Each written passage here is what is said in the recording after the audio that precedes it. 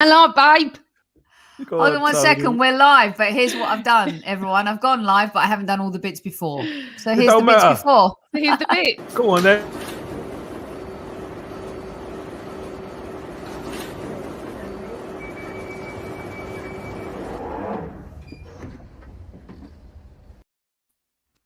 Okay, good evening, everyone. Welcome to the Highbury Squad. This is Lockdown Series Volume 2, Episode 57 of Kevin Says. It's also been a big day in the Arsenal community, of course, a huge loss for many. And we just wanted to make sure that at the beginning and the top of the show, we acknowledge that. So before we do that, welcome, PG. Hi. Just jumped from one pod to another. That's just the way we do things. And then Mr. Super Kevin Campbell. Oh, how are you? How are and you? I know that Claude would want that, you know. So I just want to start off. I think PG and Kevin knew Claude a lot better than I did. I started to get to know Claude when I entered into the podcast universe a very good few years ago. Amanda and I just appeared as a guest on Claude and the Bansters with Terry, and unfortunately Claude wasn't well and couldn't make that show. And lots of our listeners here on the Highbury Squad, in addition to myself, Kevin, Amanda, sent him lots of love and strength and messages of support that we'd always be here no matter what. So I'll just hand it over to you guys. Very sad, and a lesson to all of us to let people know what they mean to us when they're here as opposed to when they're gone. Yeah. PG. You go PG. I met Claude when I was on AFTV way before it became what it is now. And he was always lovely to me. Wherever I was, wherever we bumped into each other, we used to have a laugh. If we disagreed on something, we would laugh about it. I'd say he reminded me of my dad because he was moany like that. It was funny. And I remember one afternoon I was with Lee Judges and everybody, and we were sitting in the pub, and I don't drink. I really don't. And I had a Sambuca, and him and Lee had to escort me to the Emirates. I can't believe you had a Sambuca, by the way. I didn't know what it was. So when I stood up, I couldn't stand up. And it was a lovely afternoon. I was in the 12 pins, I think. And I'll never forget, me, Lee and Claude walked to the ground. I literally was all over the place. And I remember Claude going, stand still, walk, don't do that, be careful. He was like looking after me. And I've got good memories of him. And honestly, it took us an hour to get to the ground because everyone was stopping, not me and Lee, him. Everybody wanted to talk to him. And he spoke to everybody. I mean, I was there with him. He gets a lot of grief when he's walking around, and he is who he was. And I'm very upset and very sad to hear of his passing, and my condolences go to his family. And we're all shocked. I've been speaking about it this afternoon to someone who knew him really well. We're all very upset, and it is really important that you tell the people that you love now, because we don't know what tomorrow brings. And rest in peace, Claude. You were funny and you looked after me, and sad day. But I will remember him laughing at me trying to cross Finsbury Park Road because I'd had a Sambuca and things like that. And I don't think a lot of people saw Claude in that way. He was funny, he was caring, and he was a very, very nice man. I second that, PG. And we've been at the pins together, and Claude's been there, and he's honestly a gentleman. He has his opinion, obviously, and it doesn't always, just like on here, sometimes our opinion don't exactly connect, and we don't all agree. There's me, Lee, and Claude in the pins. And I remember me and Lee, we had something to do at Arsenal. And I remember I was saying to Lee, what's Claude up to? Because I know he lives in the area. So he called Claude and he said, me and Kev are in the area. He says, well, meet me in the pins then. So we went and met him in the pins for a couple of hours. Absolute diamond guy. Think the world of Claude. You know, we had great debates, you know, over a beer at times and stuff like that. And, you know, the funny thing, a lot of people like Claude because, you know, when they see him on AFTV and then they speak to him in real life, it was different. They got a different look at him. They got a different feel for Claude. And it is such a tough and sad day. But you know what, Claude, rest in eternal peace, my mate. And you're a top guy. And it's just sad. I'm just sad. One thing I missed out, sorry, is that I didn't even mention his love for Arsenal. Honestly, he has been distraught. He couldn't go to football like the rest of us. Like the rest of us in the summers, he can't stand it. He wants to get to football. And the fact that just because you may not have agreed with him or the way he said it, listen, not everyone gets interviewed after games. Millions don't, and millions probably felt the same way he did. It always reminded me of my dad when he moaned. But just be rest assured that man loved Arsenal more than probably most people, as in the passion for it. And I just years, Amanda, for years as well, like you, back to the late 70s. It wasn't just the recent thing just because of AFTV and social media and YouTube channels. And also the fact that Arsenal did that today and sent a tweet out to us to for the condolences. He is recognised because of what he does and what he says. And you're right, Kev. Not everyone agrees with him. Look at us post-match. We don't all agree. That's life. That's football. And everyone's entitled to their opinion. But deep down, he had a heart of gold. And that's how I still remember him. I tell you this as well, ladies, and everyone in the chat. He was an avid watcher of what we done. Yeah. He was an avid watcher. I tell you, and I tell you this for nothing. I think it was after the West Ham game, we battled on there, didn't we, at times and all that. We went nuts. Yeah. I remember that afternoon, he messaged me and we were having like a debate, messaging back and forth, me and Claude, because we got on like that, do you know what I mean? And that was the last time. That was the last kind of connection I had with him. Make sure, you are all right, and you, Claude. He said, I'm fine, Kev. And he said, I've got to get you on. I've got to get you on my house. I said, well, just let me know. If I could work it out, we'll get on. And unfortunately, I never got the opportunity. What's funny is when we were trying to schedule our pods, Amanda was trying to, because we appeared on Claude and the Bansters. And when we appeared, it was just Terry and we didn't know. Yeah. And Terry told us, Claude's not well, he's just not feeling good. And as I said at the top of the show, we sent all of our love to him from the Highbury squaddies and all the three of us and stuff like that. And then since then, Amanda had been trying to find a time for us to be able to get them on the show. So they're both together as well, not just Terry. Yeah. And it just didn't quite work out, did it, Amanda? And it's a shame, really. And I only thought about it this week. Honestly, I really did. That I must sort this Terry and Claude coming on. We will have Terry on. We will definitely have Terry on. Unfortunately, as I said, sometimes in life things just don't work out. And we were so gutted, weren't we, Soph, that Claude wasn't on with us. Yes. Because we wanted to have that banter with him. And I think the last time Claude and I spoke, he had a go at me on Twitter.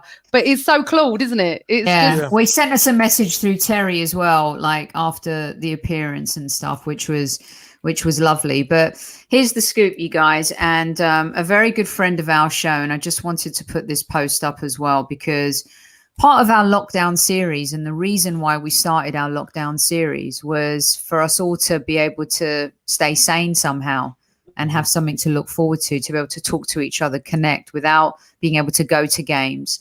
It was a way for Arsenal fans from all corners of the earth to just have a hub, a community where they could come and talk and be part of something. And, we've all been very vocal about mental health. We've put a lot of stuff out there about that. Amanda's talked about her own journey as well.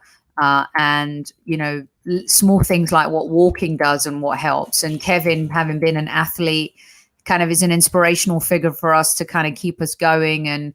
But you guys have kept us going too. And FIFA boy Darren is someone who has struggled a lot with mental health. And hello to you tonight, FIFA boy. And I know that he knows that we're here. And I know that a lot of the squaddies and the Highbury squad listeners know that we're here. And I know it's not easy. I have people in my own personal life who are struggling hugely right now with mental health post-COVID, let alone deal with COVID, Kev and Amanda, but dealing with post-COVID without a job, figuring how you're going to pay the mortgage, the rent, the bills, the car payment, all of these different things. It's connected us. I've got a migraine, hence why I'm wearing sunglasses today, because it's all kind of like, it comes to you in a moment where you're like, wow, there are so many people out there who are struggling. And the reason why we decided to do a show tonight is because of the reasons I've just said, PG and Kev. Absolutely. Yeah. And Darren just supported me on the other pod. So it's lovely. And, you know, I would say to everybody, you know, it costs nothing to be kind. Have some fun. If you don't agree with someone, I just noticed a comment from J-Man. It's very true. Disagree all you want, but have some respect with it. You don't have to go to town on someone to get your point across. Many people don't agree with me, what I say about Arsenal. That's absolutely fine. And I've been quite lucky. I haven't been abused, but I've seen stuff on Twitter, Facebook, Instagram. Well, let me tell you, you went up to someone in the street and said that, you just wouldn't do it. So do not do it. And also, one of the biggest things, and the reason Sophie started all this, doing this every night, was to connect, was to help everyone, because she came out and said, you know, we're in lockdown. People can't go to football. Exactly how I feel. You know, I'm struggling not going to the Emirates. It's been over a year now. And, you know, I might sound moany and whatever because I have a job, but everyone's mental health is struggling. And like Sophie, I've got plenty of people around me that are really, really struggling. And it is tough. And yes, I have my own struggles with anxiety, but I'm willing to talk about it and I'm willing to support anyone when I can. That's the point. We have to disagree, but to respect each other. Absolutely. Have a laugh with people. Be kind. Just be kind. It costs nothing. And people, we've got the best fans that watch this channel. Honestly, the squaddies are amazing. You lot support each other as well. You hold your hands out. People at the moment, we all need someone to talk to. And we're here as much as we can be. And look at this, Kevin and PG from Demsec. You'll notice I'm not on after a loss. I'm recovering from a breakdown 18 months ago and choose not to come on. Class words from class people. Thank you so much. And Kev, I know that you and Claude had a relationship too. And Static just put a post up, PG and Kev, because Claude did used to pop into our live chats and make some comments, you know, along with a lot of other folks. But Kev, you know, mental health, and you do a lot for a lot of people, whether they want a signed autograph or a shirt or a charity or whatever you can do to help. It's in moments like this where we all really need each other. Well, I think it's for me anyway. What I've found, and obviously whether people agree or disagree, I think being a constant, being so people can trust you're going to be there. You know, if people know you're not going to be there, I think that's why the Highbury squad have been doing what they're doing, because people can look forward to, you know, coming on and listening to something a little bit different. We're not like all the others. We're our own little thing, our own unique thing. And we do things a little bit different. But, you know, being kind to people, dropping a little message or whatever can make a massive difference. And that's a lot of the reason why anybody who follows me on Twitter, you always get a morning message. You know, you do. It could be 3 o'clock in the morning, but you still get a morning message. Could be 3 o'clock. You know, you get a morning message. I wake up sometimes my time difference. Positivity. She hasn't gone to bed yet, and you're saying good morning. There's 292 WhatsApp messages from. You know, when Sophie wakes up at 3:15, that's it. The messages go ballistic. No, I think it's important. And FIFA boy Darren, who, you know, we're very fond of, etc. You know, this squaddy community with the Highbury squad, I think is so important now. And you know what? When it all opens up, we ain't letting you go, guys. We're not going to let you go, because no way. You know, we think the world of you. And we got to thank you as well for joining us and being the squaddies, because it means a lot. And you know what, Kev? They help us as well, because honestly, 100%. if I just put a walking picture up, I get a lot of the squad is like just saying, go on, PG, go for it. And it means a lot. I love the comments because it inspires me. And sorry, it really helps me. But sometimes people will go, do you know what? I'm going to go out walking because I saw that, because I know it's good for your mental health. There we go. You know, if I can do something good with a picture of me in a sunset, great. I think the message that we're all just trying to get out as the Highbury squad is be kind, costs nothing. And there's 300 plus of you in live chat right now. And thanks for joining us. And, you know, we're just taking a moment to recognize that a huge character in the Arsenal community passed away today. Someone who's been a Gooner from birth and someone who was a long-time Arsenal fan before AFTV came out and YouTube and social media and all of these other things. And it's just another example to us. And Kev and Amanda do this a lot on Twitter, where, you know, Kev always starts his day with be kind, and Amanda's taken on that mantra too, is just, you never know what people are dealing with, what they're suffering with, what's going on in their life. And just being kind goes a long, long way. And that's what we try to do. And I love the overlord of procrastination here. In my band, we used to say, you never know when your last gig is. And we'd all high five those moments. Enjoy every sandwich, as Warren Zevon said. Oh, that's fantastic. It really is the most important thing. And you know what you've done, Sophie, as well, by doing this? Because a lot of this, guys, as you well know, is Sophie's hard work, continuously, daily. Sometimes Kev can't be on. Most of the time I can't be on. You know, I try and get on as much as I can. But what she's done for all of you is to give you a social life in the last year, because I can see all the comments where this one's going, hi Newman, hi Mark, hi this. We don't have a social life. We're stuck in our houses. And even in the next couple of months, it's gradual that we're going to be going out. Who knows for how long? So, you know, I appreciate everything Sophie's done. I know you have. This is her idea completely. We were doing one a week and now we're doing every night. And it is absolutely fantastic. And I'm proud of us, because even when I can't be here, I try to come in the chat room. I try and help, because we want to feel part that we're helping during this time of a pandemic where we've never lived this before. Never. Right. No one has. Exactly. And the content has been amazing, Soph. You have been incredible. Well, just to add a little, 100%. She has. Go on, Kev. Mark, no red cards or yellow cards for being late today. And I know. I'm going to leave you all soon, so you can all do your Kev says. I'd like, Kev, and I know you were going to jump in there, but I just wanted to put this up maybe before you did on the content side. Brutally honest, this level of interaction via your videos makes such an impact. I think people don't realize that the interactions make the world of difference. So this is why I'm wearing sunglasses today, just because you're making me cry. I have such a headache because I don't think people realize sometimes the notes that we get. Yeah, we've had from people DMs in the last year to myself and Kevin and Amanda, and people who are really struggling in life. It's not easy right now. And I just want everyone to know that we're here and we're always going to be here. And some of you may not know, but personally, we've all suffered huge losses. We don't make it vocal or public. But since COVID happened last March, we've all lost people very, very dear to us. But we've always wanted to continue the show. And some of that is maybe Kevin's George Graham training, PG.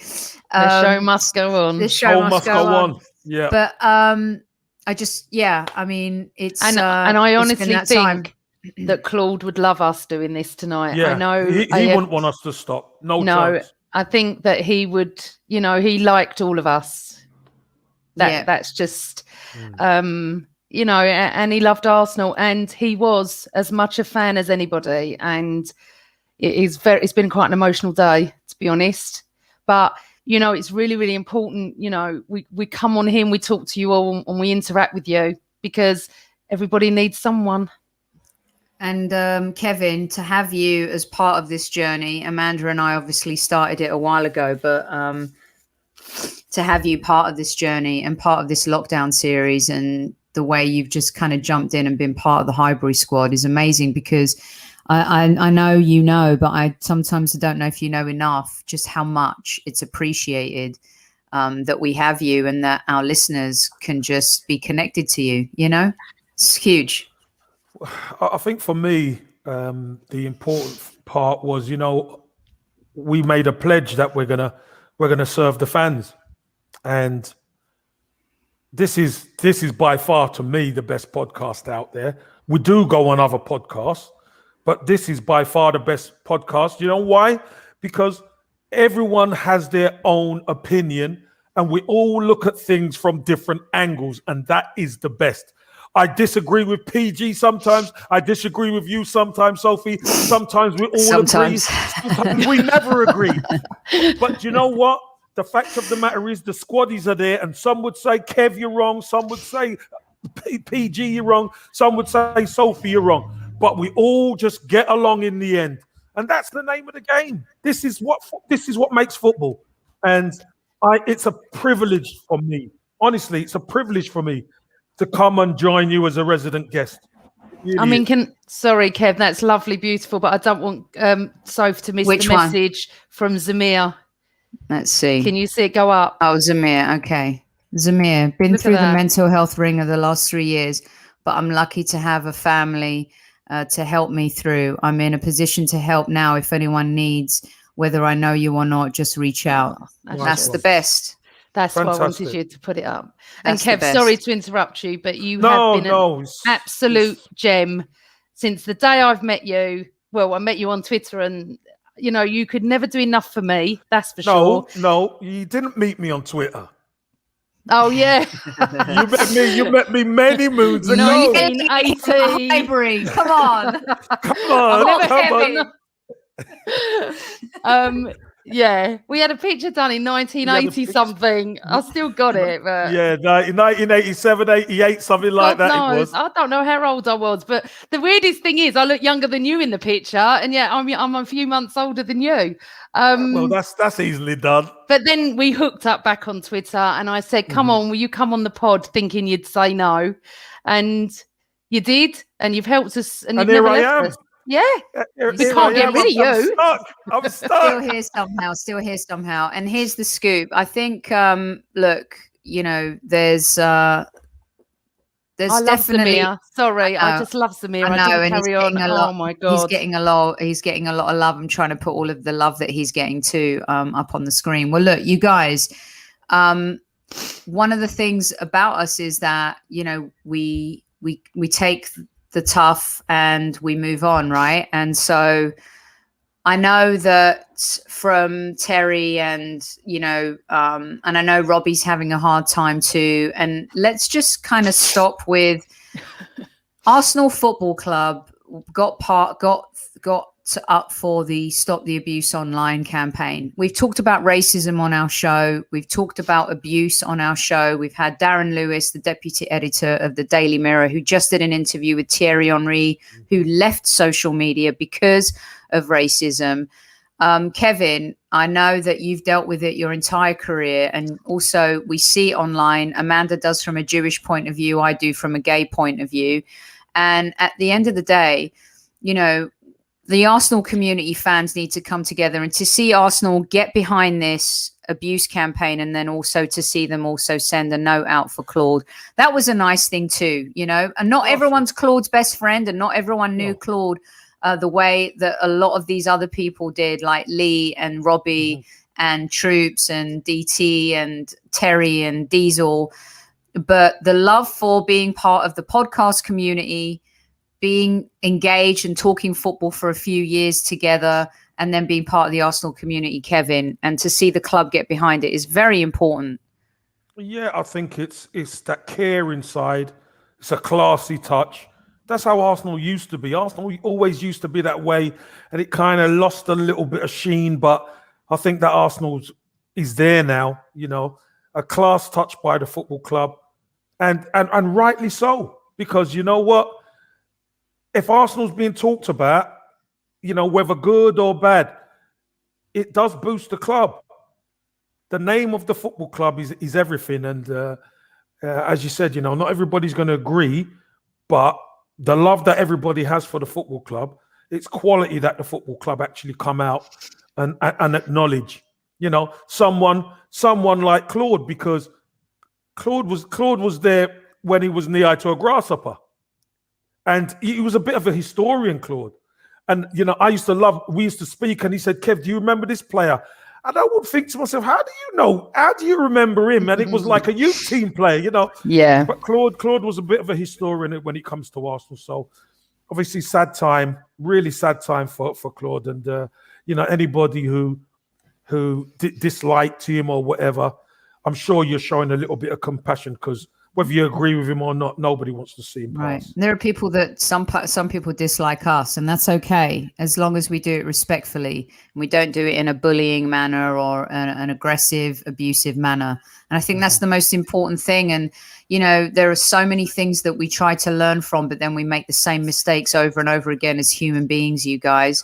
And we always say we're going to learn from this, even with COVID. I'm never going to take things for granted again. I'm never going to do this again and that again. But human nature and spirit and habits take us back to a place sometimes where maybe we don't want to, but we're just trying to be honest, real people here. That it's hard and it's tough, and we're all going to do our best to be better, right, Amanda?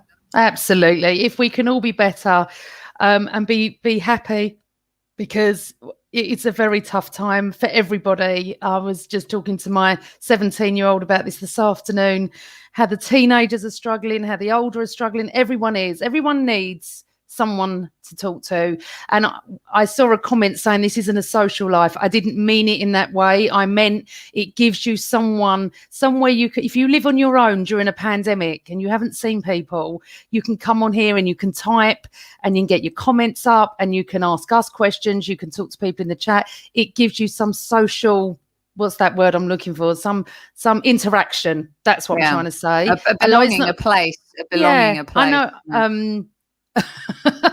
There's no offense. I thought I put this up because in the mid, it's like being, like when you're at a gathering and so you lost someone, or you're like remembering a friend or someone that you knew or interacted with. Look at her smiling. She couldn't wait to read that, could she? She couldn't wait. The odd comments You better in watch there. yourself. All of a sudden, the screen is frozen and we can't get any other comments up. No, that's it. That's staying the whole night. I'm not 15 years younger. I'm 5 months older or 7 months. Geez. But I just meant in a way where you can jump on whenever you want in the chat room, and our squad is lovely. And I mean, honestly, the interaction I have with Newman and Matty and Zamir and everybody is fantastic. Sometimes we need it as well. Remember that. We need it as well. And definitely. Any good morning and having a laugh and sending me a gift that's funny. I enjoy fun and I enjoy laughing. And, it's a weird day, strange, just shocked by the news. But as I said, he was Arsenal through and through. And I think that he would have gone, oh, stop talking to us, wouldn't he? That's what he would have said. Get on with the football. Get on with it.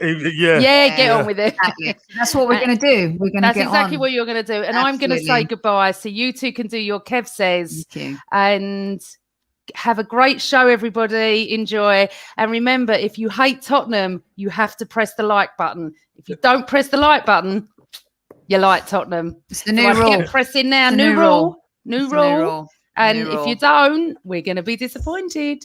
Right, exactly. Everyone, take care. Bye. And have a lovely show. TPG, stay safe. We'll see you tomorrow. See you tomorrow night. See you tomorrow night with Lindsay. Bye. Good stuff. All right. See you. Take care. Bye. Right, bye. All right, everyone. So, Kevin, we move on. We march on. That's the way it goes. Footballers come out. They wear the black armbands. They stand in a circle. They applaud a player. They applaud a legend. Wherever that might be, the game, the beautiful game, the game that we all love as fans goes on. And that's what we're going to do tonight in honor of the beautiful game. Oh, can I just say this as well? Yes, of course. I had things planned today to do interview. I've done interviews about Rocky because it's 20 years tomorrow. Rocky passed. That's right. It's so ironic how this happens today, But just like Rocky, listen, you get going, you get moving. Don't worry about me. Push on. Claude would have been the same. So I just wanted to get Rocky in there because it is 20 years tomorrow since we lost Rocky. And Kevin, I'm so happy that you mentioned that because, you know, Rocky's such a legend, and to think that he's been gone that long, and I can't even imagine it. And I do, as you know, when I look back on friends that I've lost who were so young and went way too soon, especially the impact that he had. And, you know, tomorrow we've got a different kind of show, but, you know, it's crazy to think that someone like him has been gone that long, Kev, like a lifetime ago. Do you know, Sophie, I look at it and I think to myself, you know, where does this time go? I close my eyes and I'm in the car on the way. He's picked me up from Brixton Town and we're on the way to Highbury in 89. I close my eyes and he's there with me. Wow. That's how vivid the memories are. I remember what song was on the radio, was in his car. Bob Marley, Three Little Birds was was playing. So I gets in and, you know, we're singing away going to, imagine, we're singing away going to Highbury. This is the day of the biggest game in Arsenal's history at that time. Putting the skips on the coach, etc., etc. And then, you know, 6 o'clock in the morning, we get back, we wake the fan up on the steps of Highbury. We jump in a taxi and we're on the way back to Brixton. Over 24 hours later, and he's got his winner's medal in his hand. You know, Sophie, you can't write these things. And to think he's gone. That's why I couldn't go to the funeral, because I didn't want to see him being put in the ground. And as far as I'm concerned, he still lives. He still lives on in all of us. That's amazing, Kev. And I know that, you know, we've all had stuff to deal with this year where we've had to see people be put in the ground, and it's just not easy. It never gets easy. And when it's someone who's so full of life and so talented and was such a huge part of, you know, our memories, and it just takes it to another level completely. And the fact that he was a super classy guy, a gentleman, like forget about being a great footballer, Kevin, but you got to know him as a human being. And I know that you did something recently for the family asked you to do something. Yeah. And I know that there's a special program for the game, but you were asked to do something from the family too, weren't you, Kev? Yeah, which was really nice. There was an interview with the Athletic, and Amy Lawrence done it, and the family, you know, she asked them who would you want to speak about Rocky, and they said me, which, you know, was really, really nice, and I really appreciate that from the family. And you know, I was on the handbrake today, talking about it as well, and you know, speaking about Rocky, Amy made Amy cry. You know, it's not. I think it's the second time where I've done an interview about Rocky. Yeah. And you know, you know, it's the way you tell the stories, Kev. But just for everybody in chat, I want to share this story with you. I think it's really important. I'll share this with you. When Rocky was sold by George Graham, people in the ticket office were crying. He was hugging all of them outside the club. Rocky was in tears. We didn't even know he'd been sold. The first team squad. So when we found out, for a couple of days, there was an atmosphere. Nobody was really talking to George. And we had a team meeting, a clear the air meeting, because it was difficult for us to get going, because Rocky was that glue behind Tony Adams. Tony Adams was the main guy, but you need a glue guy as well. And Rocky was that guy. He was unbelievable, brilliant. And, you know, not only was he the South London Brazilian, Sophie, Rocky was more of a fighter than he had skill. But a lot of people forget this. Rocky on 89 giving it, come on, we can do it. He's 21 years old, so he's 21 years old. Game of his life at Anfield against that great Liverpool team. Come on, we could do. This is what Rocky was, and that spirit went throughout the club, and it took us a few days to get our head around it, I tell you, because a lot of the squad weren't happy. So I just wanted to share that. Yeah, no, it's beautiful, and I love your Rocky stories, especially from the South London days where you boys used to try and, used to pick you up and take you to training, and peering your heads out of the changing rooms and the marble floors and all that old school stuff. Just brilliant stuff. And a lot of people think that it's one of Arsenal's biggest mistakes was ever letting that player go. But football is the way it is, and we've seen a lot of greats move on at different times. So in honor of Claude and Rocky, Kev, what do you think? Shall we move on? And do you want to talk about? Do you want to go? I know that Rocky would definitely want you to let's go, Kev. Let's talk football. Listen, Claude would as well. Let's go. Okay, let's go. So listen, guys, thank you so much. We've done, we're going to try and make this tight. We don't want to do hour and a half shows every night, but sometimes things happen and it takes you in a different direction. So here's the scoop. I'm just going to kick off. It's Kevin Says. It's Lockdown Series Volume 2, Episode 57. What number is this for Kev Says? Is it 29? 24. Okay. Yeah. Here we go. Here's question number 1. Get ready, everybody. Let's get together. Let's talk about football. Let's do the thing that we love that brings us all together. Here we go. Hi, everybody. Welcome to Kev Says 24. This one's called Let's Get Serious. The questions are very short, but they're punchy. So, shall we start? Okay. Number 1. Ceballos, Fekir, Ødegaard. Who do we sign? Do we look to sign all of them, one of them, or two of them? Question 1. Okay, this is a great question, especially as the rumours about Fekir are growing. Fekir, a player who supposedly was going to join Liverpool Football Club, Kevin, 2 seasons ago and was at the $55 million mark. Big money. Yeah. Clearly, there are things going on with regards to Real Madrid, and we know that Zidane loves our boy Ødegaard, who we have all fallen in love with as well. It's images like this and his tenacity and what he brings to the table, the small things he does, Kevin, that have made a massive, massive difference. Mikel Arteta loves him, but Mikel Arteta also knows that financially he's going to have to be very smart with Edu in order to be able to maneuver around the summer transfer market to enhance the team. He's almost become a cult hero, iconic with images like this, Super Kev. So I'm going to go straight to the chat because you're going to give us your thoughts at the very end.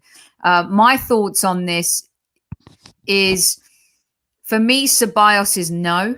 100% no. So I think it's about fiscal responsibility in the sense of, do Real Madrid now hold us to ransom because he's been so good?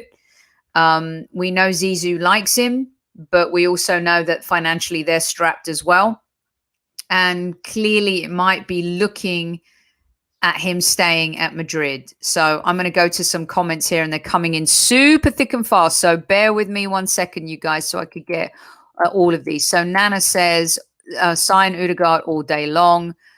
Same thing with Aladdin, Kirk, Mr. J, Tom. It seems like an overwhelming choice. Release Ceballos back to Madrid. Let's go down here. Zidane doesn't like him, though. No, that's not true. He does like him. In fact, Zidane didn't really want him to go to Arsenal, right, Kev? That's the shout. That's the shout, right? That's the shout. But the problem is he weren't getting any game time. No, which is why he had to go to Sociedad.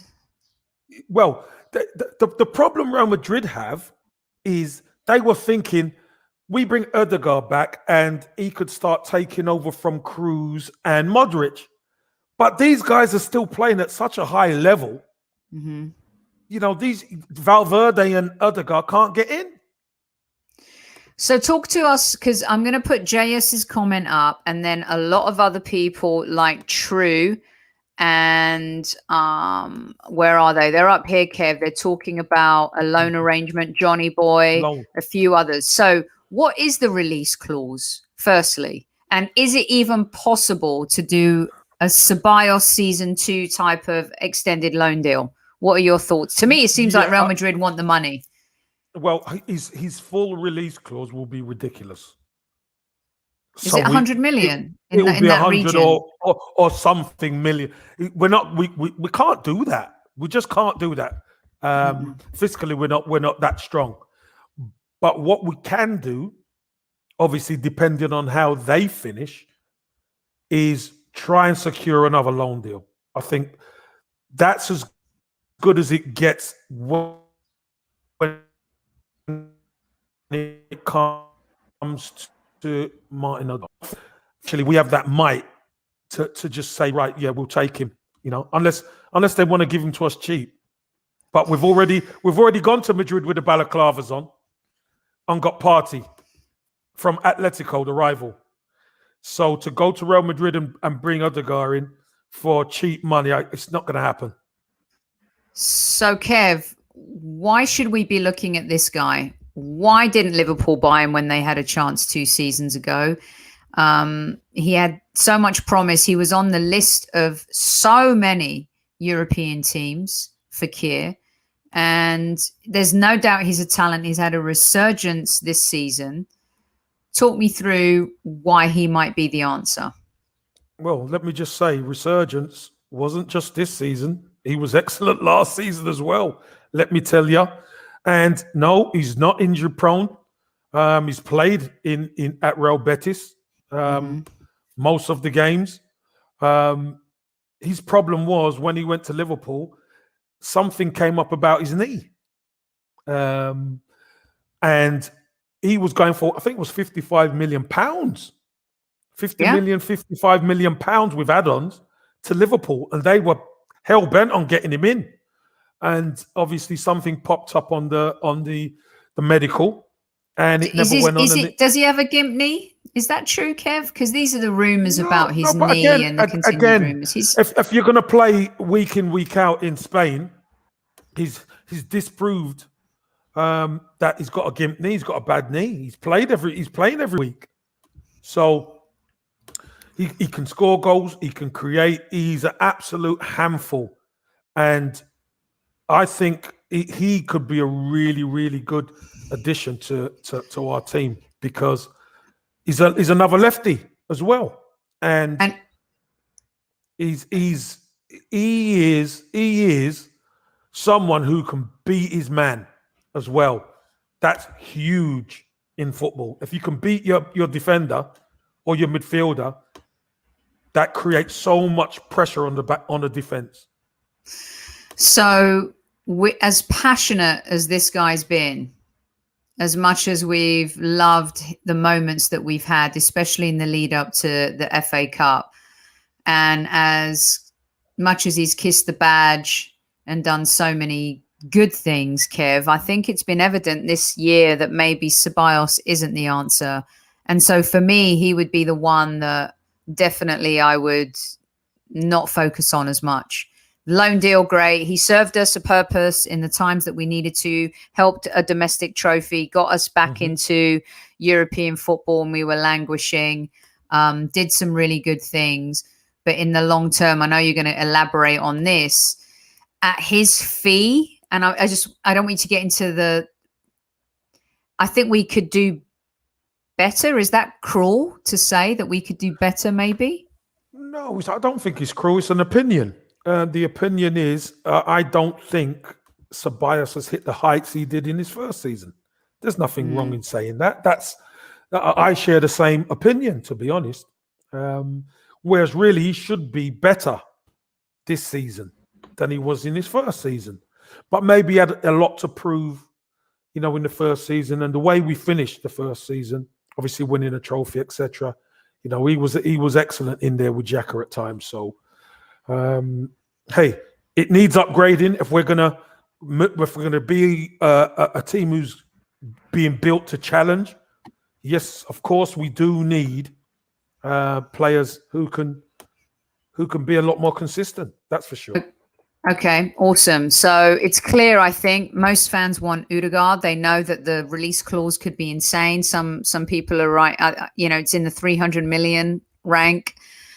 Arsenal are not going to pay that, but football's about business, and business is about finding ways to make things happen. And we know, and Kevin said many times, the asset we have that they want, we're never, ever, ever, ever, ever going to sell. No chance. Ever. Don't even mention his. Don't even say the first letter. Real Madrid. I'm just going to play Kev Says Part 2. Here we go, you guys. Get ready for this one. Question number 2.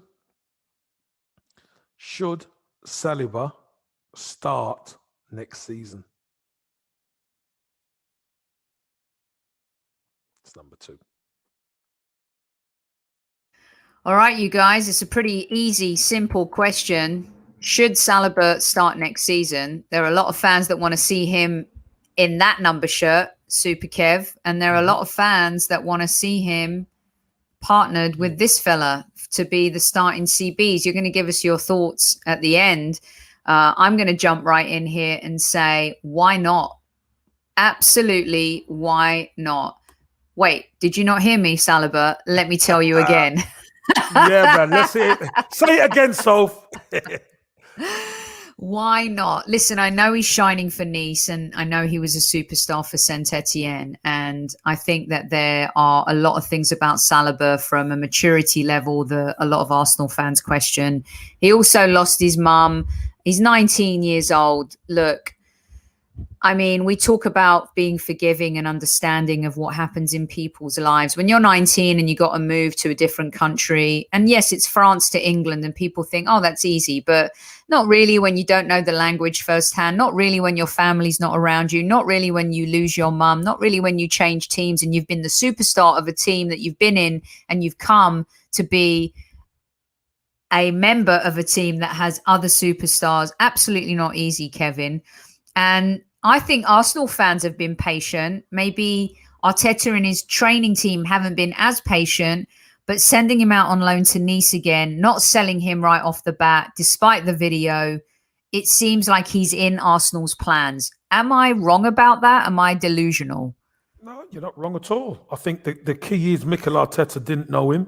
Mikel Arteta had a look at him, and Mikel Arteta couldn't guarantee him that he will play.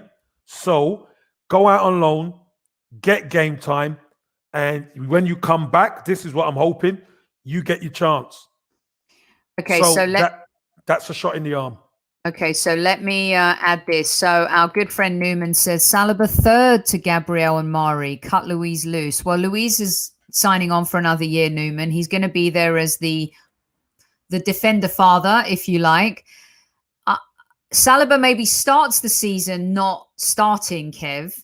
Is it Gabriel Mari? I would still start next season. If Saliba's still morphing into the team, I'd still start maybe Gabriel Luiz versus Gabriel Holding or Mari Holding.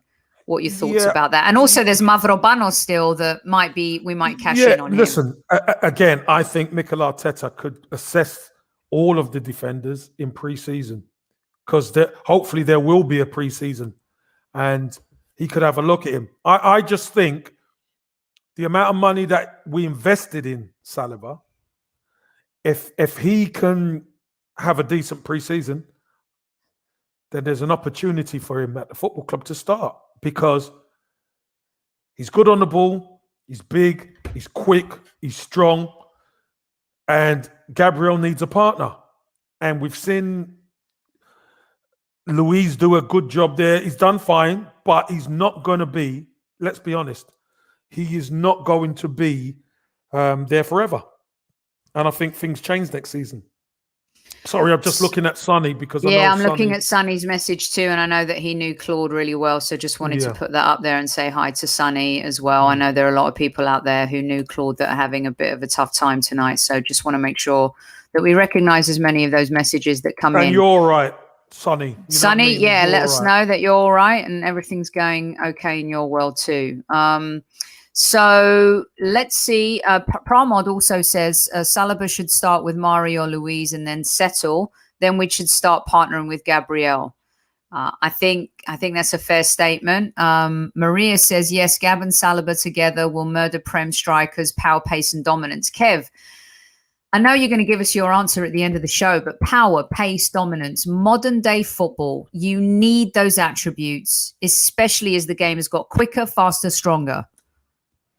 Of course. And our problem has been our defenders not bullying the opposition. We were the ones who got bullied. And I think when you look at those defenders, they're imposing, aren't they? They're imposing. They're fit. They're strong. They're aggressive. This is what we want. We want a team. We want to go back to the old days, Sophie, where nobody wants to play against Arsenal. Strikers are fearful of playing against Arsenal. Yeah. There's something about him and Gabriel together. They're very imposing. It's their size. It's obviously their height. But at the same time, I think once again, Saliba, and we've talked to Matt Spiro about this.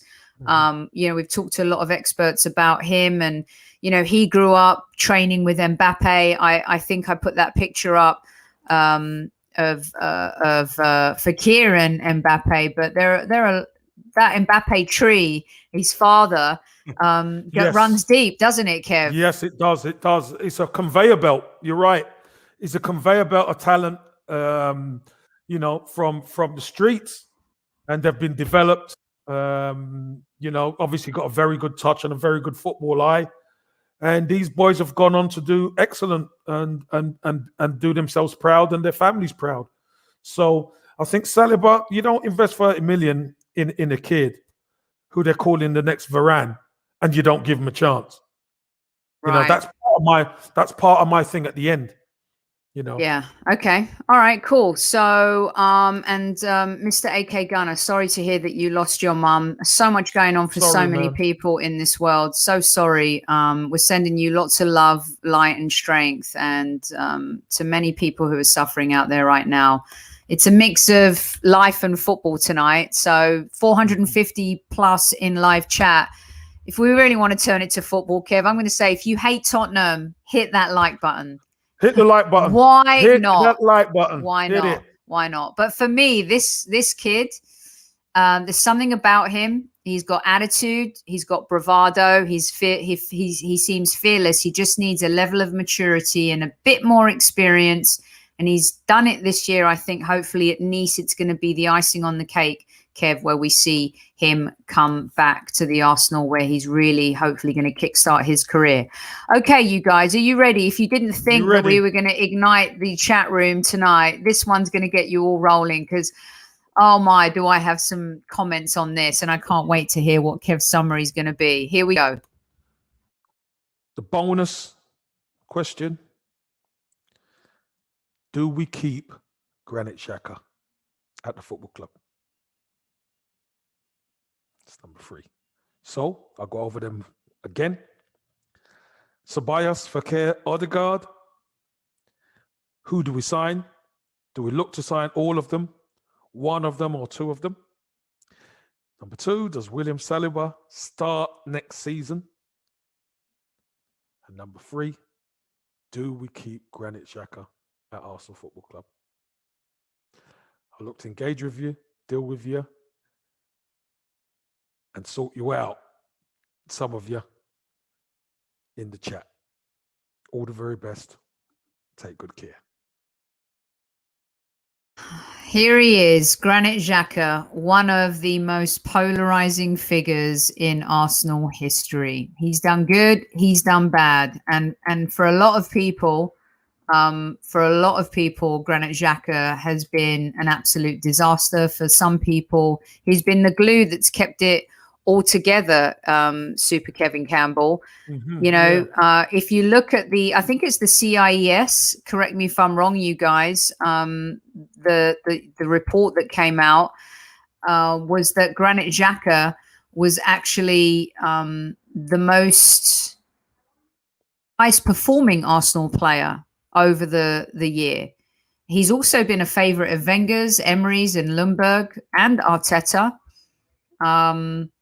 And perhaps, maybe, instead of us being tired of Granit Xhaka, maybe Granit Xhaka is tired of us. The chat has come to life so big time. I cannot keep up. Can't keep up. Yeah. Super Kev. But this was the moment where everyone wanted him out of the club. Me included. You included. But I mean, do you know something, Soph? Let me just say, look at the guys there looking at him. What he's doing. I know. It's to me, it's so wrong. That is so wrong. What he done. But yeah, I've got to say, he's been picked, and his performances have gone up in the team. Obviously, it's amazing. Whenever we started playing well, he started talking, didn't he? But when we were struggling, he wasn't talking. So this is a conundrum I'd love to see what all the fans think. Because I'm gonna put it up now, because what I wanted to do was, this guy loved him. Yeah. This guy loved him. Yeah. This guy loved him. And this guy loves him.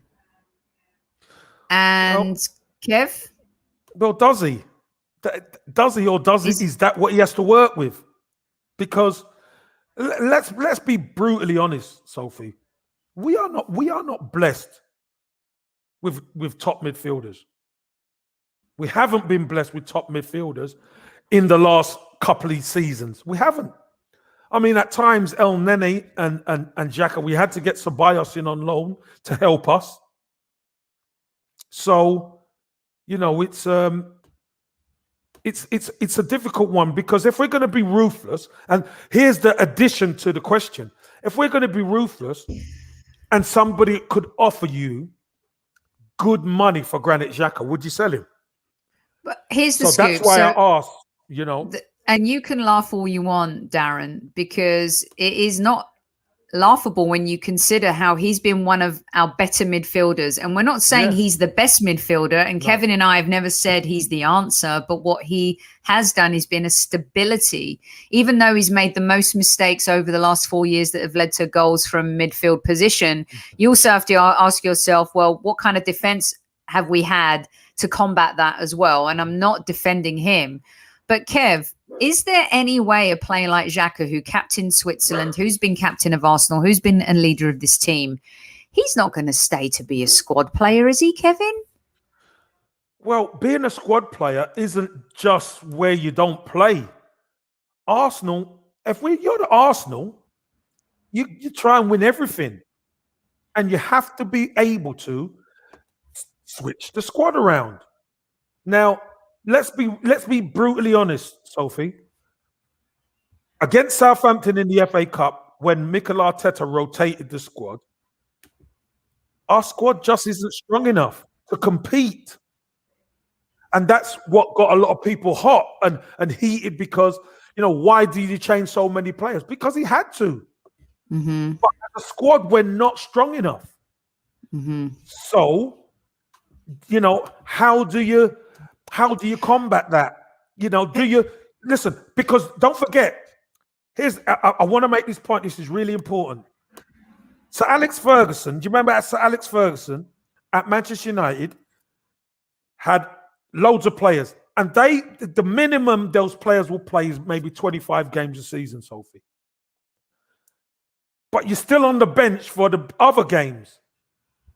That's still good amount of games, Soph, in a season. Mm-hmm. Because there's times you have to rotate and you have to rest certain people.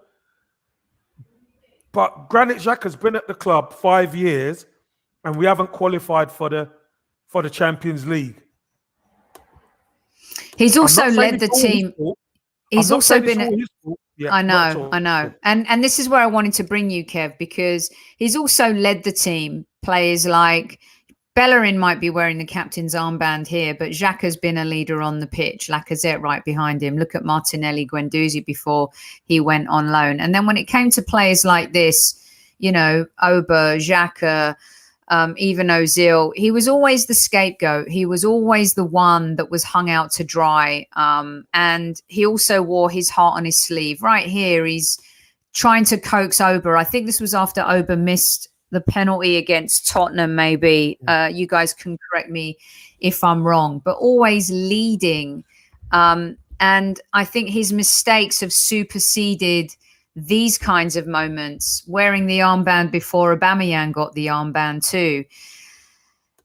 I think maybe, Kevin, it's because, and I'm gonna keep putting the comments up from the crew. I think it's maybe because we've been so poor in midfield that he's been decent that we've turned to him as the answer. So JS says Granit is a good play, but we need a better player who's faster on the ball with Partey. Kev, a lot of people in chat are saying too slow, too slow, too slow. Yeah, what I have done, and I'll let you into a little bit of what I'm going to say at the end. I've seen an improvement when he plays with Partey. I'll be honest with you. And don't forget in the league game at Southampton when he passed it forward for Pepe to score. Do you remember how gobsmacked I was, Sophie? Yeah, I was absolutely gobsmacked. Granit Xhaka actually played a ball for a goal scoring chance. I just couldn't believe it because we know Xhaka is keep the ball, keep it sweet, keep it slow, don't want to give it away, that type of thing. But he actually played a killer pass. Look. Kev, let me go back to this comment real quick before we get your summary on everything, because here's the thing Michael said. I wanted to put this up for you. Depends on how many midfielders, 6 to 8 position, we sign. According to CIS, and I was mentioning, I think it's CIES, but maybe I'm wrong, Sport, he's our most consistent player this season. How do we explain that? But this is the problem. No, this is how you explain it. Look at the season we've had, Sophie. Look at the season we've had. He's our most consistent player. That tells you how bad it is. Not how good he is, it's how bad it is. That's the problem.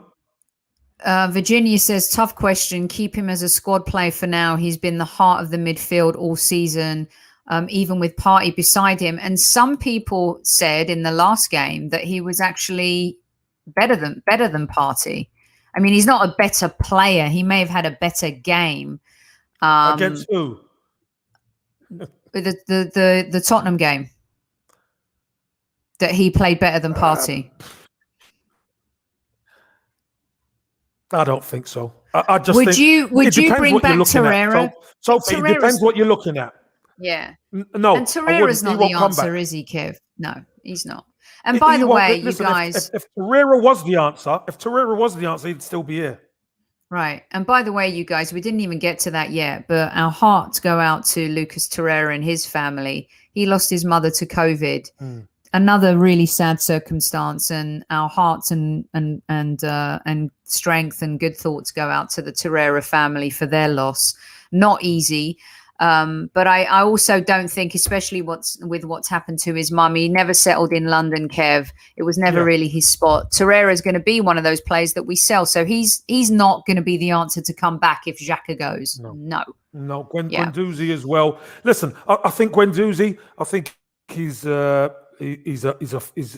either a father or he's going to be a father.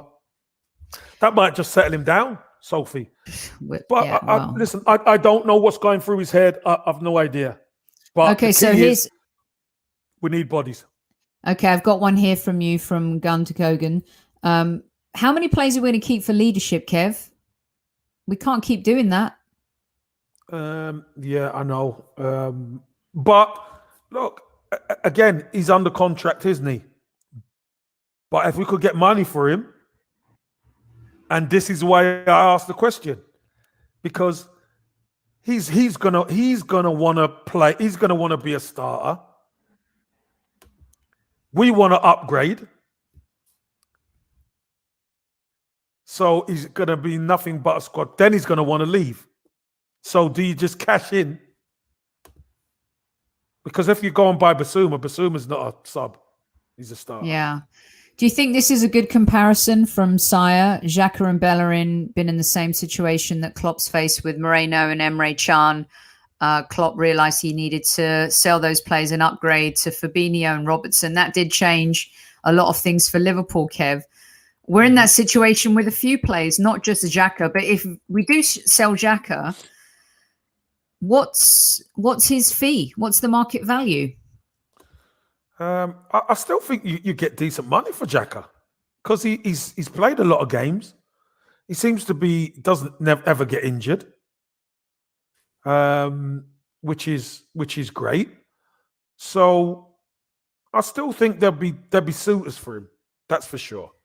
But the fee, 25, 30 million, potentially. Would you stamp their hand off for that? Yeah. You think that much, even though he's well, let's see, how old is Xhaka? He's going to be 29 in September, so he's still young. He's in his position. He's in his prime. Yeah. He's in his prime. He's in his prime. Maria agrees with player. you. 20 million. Is he captain? Is he captain of Switzerland? He's captain of Switzerland. Yeah, absolutely. 25 million, 20 to 25. You've got a lot of people agreeing with you here in terms of what we could get. JS thinks 35. Zod, KC is 100% correct. If we finish first to third for 6 seasons running and one player is your most consistent, then that's a good play. If you finish less than second, failing to 10th with one player, well, I'm not sure what you're trying to say there, but I think I get it. He's talking about Xhaka in terms of if he's been our most important midfielder and we finish where we have, like you said at the beginning, Kev, but we haven't qualified for Champions League. But it's not all Xhaka's fault, is it, Kev? It's a collective. No, it's not all Xhaka's fault, but you get the snapshot of our squad. Because we've had a bad season, we've been going crazy that, nice one, South London's finest. Hit it if you hate Spurs. The fact of the matter is, we've had a bad season. We've been floating around 11th, 10th, 9th, that time, and people have been losing their mind over it. We don't like being in that position. And Granit Xhaka, most consistent player. That should tell us everything. You've been consistent on that, Kev. And here's one for you from Daniel, which is kind of leading from what you've said, and then we'll get to your final points on answering your own questions. Look, the bottom line is, why still focus on these players like Xhaka, who's decent at best in general? Yes, has good games, but it's ongoing cycle. I couldn't agree more with Daniel. This is why I'm like, no to Chambers, no to El Neni, no to Xhaka, no to who am I missing? Bellerin.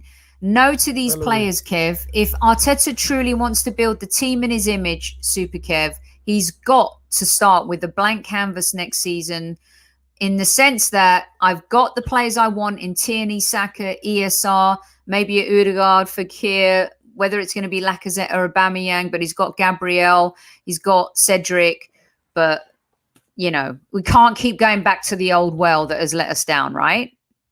Because there's no water left. You're getting dust. We're putting the bucket down and nothing's coming up. So listen, let's talk about Ceballos. Fekir, let's do that first. It's over to you. Ødegaard, right? Now, got the mic. Do we sign all of them, one of them or two of them? For me, I would sign two. I would get Fekir in. And I will get Ødegaard, obviously, on loan if we can.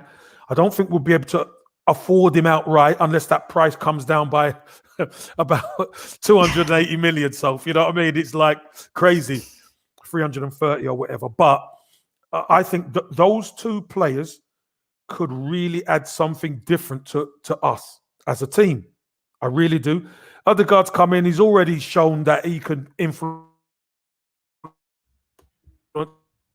a game, that like a baby face, but he's got a tough mentality. And Nabil Fekir, this was the Jurgen Klopp movement.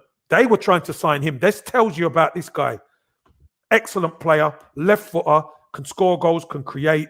And for me, I'd love to see him at Arsenal. I've watched him enough times in Spain, and he's very good. Not only is he for himself, but he makes other people better as well.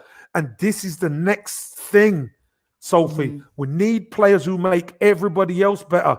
The more of those players you have, the better your team's going to be. A team you need to look at is Man City. That's what Man City are. Those players make everybody else better. And you see what they're doing. Kev, what do you say to fans like this, like K-Show, who say he isn't all that anymore? Don't be fooled. Well, I watch him every week, so I know.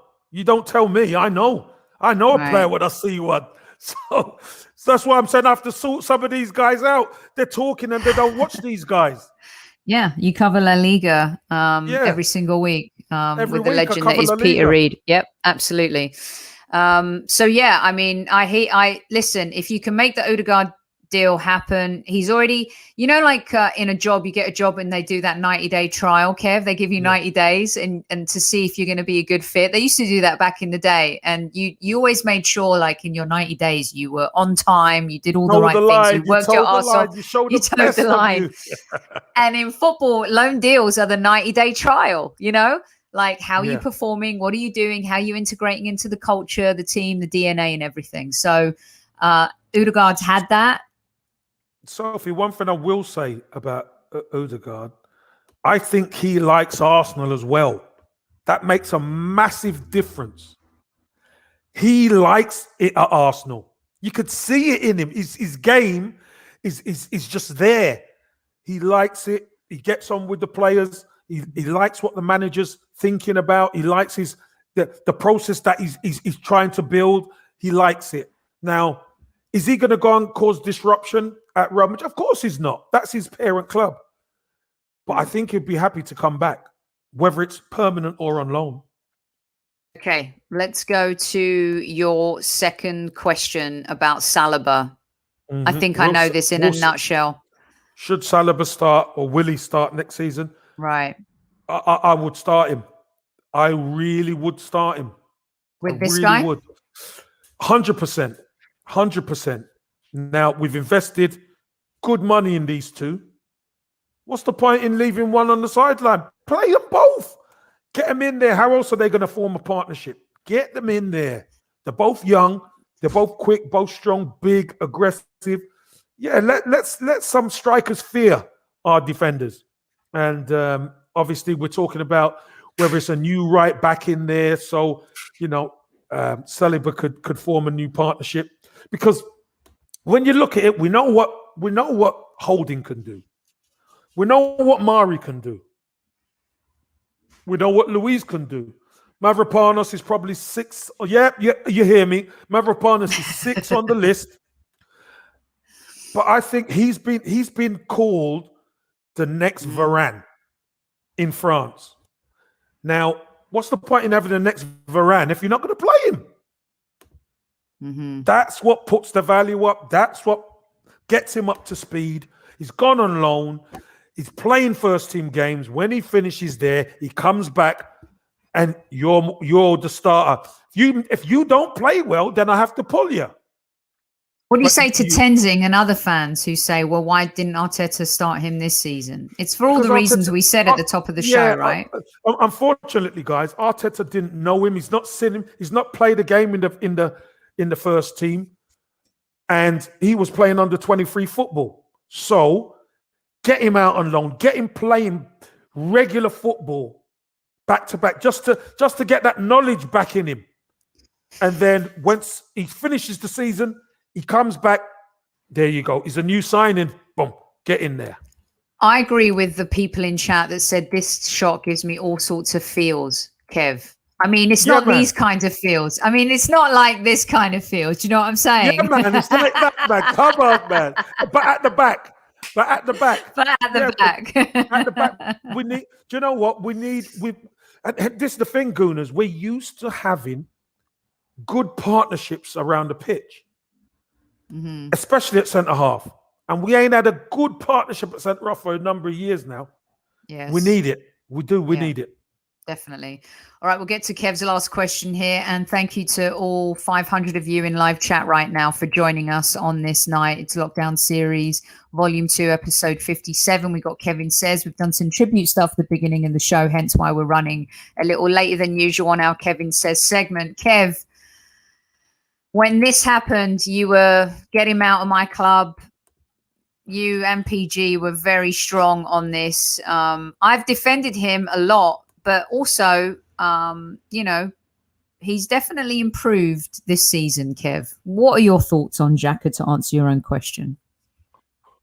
Yeah, look, I'm going to say the good bits first. I'm going to say Xhaka has improved this season. Xhaka has played a lot better with Thomas Partey. And under Mikel Arteta, he has shown that he can produce some of his best football at Arsenal. Obviously, winning the FA Cup last season, he was instrumental in the centre of the midfield, which was great. Second half of the season, he's been virtually ever present, and he's done pretty well. But, Sophie, and this is the big but, 5 years or 4 years or whatever, and this is the 5th season or whatever that we're looking at Granit Xhaka, and we haven't qualified for the Champions League. Sometimes we've been in good positions and we haven't got over the line, and it's not all his fault.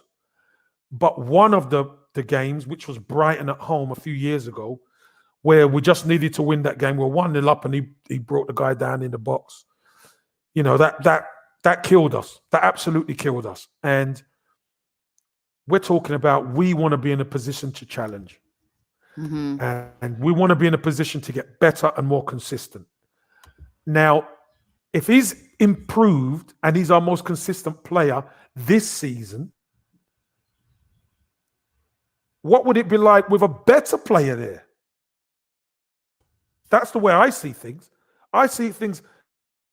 You stick a better player beside Thomas Partey, and our season's going to go another level because Xhaka's our most consistent player, and we're still 9th. We're still 9th at the moment. And good players find a way. Good players find a way. And Xhaka's a decent player. But we need better than decent. And we're used to seeing better players playing there. So if I could, Sophie, I'd sell him and get the money in and change. You know what? I think in order for Arteta to have true success, we need a new midfield. And by new, I mean someone to part of Thomas Partey and back up Partey, and someone to back up the midfield too. He's been injury prone. Same thing at left back with Tierney, injury prone. Need a right back. Might be going in for a centre back. Do we need a new striker? I mean, there's still things going on in this squad that need elevation, that need some upgrading. Absolutely. I think, and Kev, they're asking Kev who you get. We're going to do a show on that, but Kev has said, he'd like Basuma to partner Partey. We've talked about plays like that, haven't we, Kev? Yeah, I'll tell you the reason why. I think Thomas Partey isn't just a holding midfielder. He's a box-to-box player. He's a lot better than you think. But because of the way our midfield is built, Xhaka can't get about the pitch quick enough. And he needs a partner who can cover. Then Thomas Partey can go, because he's good on the ball, he can beat his man, and he can pass. So we need him doing that further up the pitch.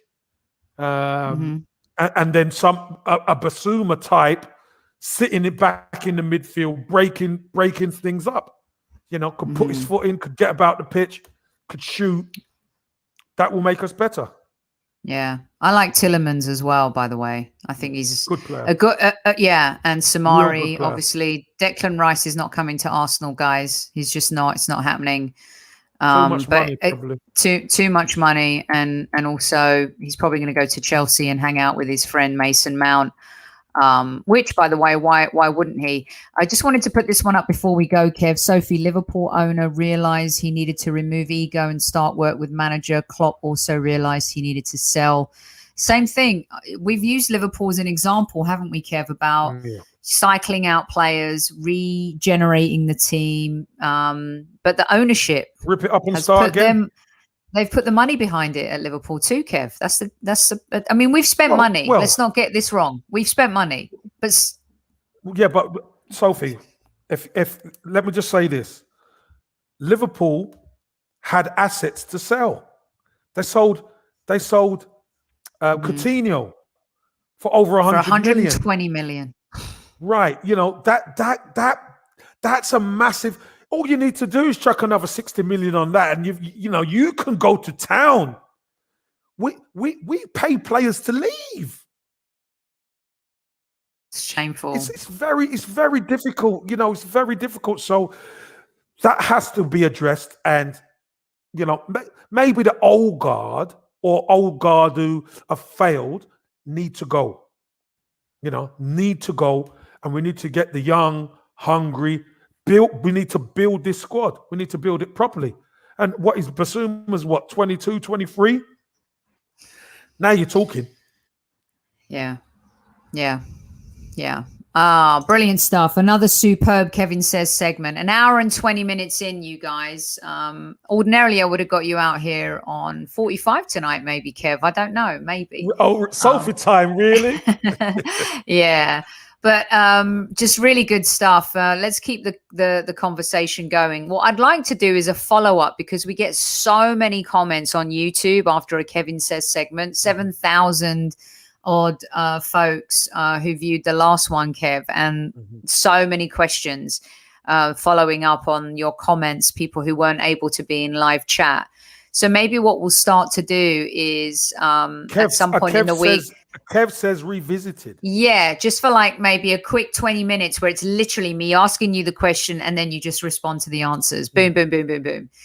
Because it's just too good. And there's so many comments from people in the live chat and then from what comes after the show as well. So really good stuff. Thank you so much, John. And we appreciate you very much, and everyone else who's joined in tonight. Someone was many of you, let's just say, talk. Thank you, by the way. Good idea. So many of you hanging out tonight and talking about lots of different things. And this is kind of what it would be like down the pub, Kev. We come in, we talk about life, loss, wins, gains, the team, how we're moving, how we're going forward over a couple of pints. And this is it. It's just like being down the pub with your mates at the Highbury squad. Chop it up. We chop it up. We get in the pub, we chop it up. And you go home and you've discussed loads of stuff and you feel better. So exactly, everybody feels better. And look, Lee Boy has already given it a name: the Kev Replies Show. We'll have to maybe come up with a new and improved. Kev says revisited, man. Kev says revisited or something. Kev Replies Show. I love it. And also Avon is making it clear that the drink is a vodka and Coke. Vodak, love it. Vodak. Listen, thank you so much. Sending love to Claude, his family, his dad especially. You can still send love to someone when they've gone, and you hope that they're in a better place than where they were. Maybe here in pain. We don't know what happened. Please don't comment and make aspersions as to what might be a thank you, Kev. And love to Rocky and his family. Kev, look forward to listening to Handbrake Off and your participation in that as well. I'm not going to talk about the auction today. It's just not the night. We'll get to that tomorrow night, you guys. In the meantime, we just want to say thank you so much. You know what? Yes, we're going to break the neck of life. Broke the neck show. Yeah. BRUKDINEK. Broke the neck. Absolutely. And love to Lucas Torreira and his family as well, with the loss of his mother, still part of the Arsenal family, no matter what. Sending love to everyone. So Super Kev, It's been a good show. It's had a little bit of everything. We've been on a journey tonight. Thank you so much for your insights. Great questions once again. Here comes Kev Revisited /reply show / all of the above. Until tomorrow night. / Brock, the next show. Listen, until tomorrow night, go safe, go easy, be kind, and take it easy now that you've interacted with us. And remember, always Arsenal.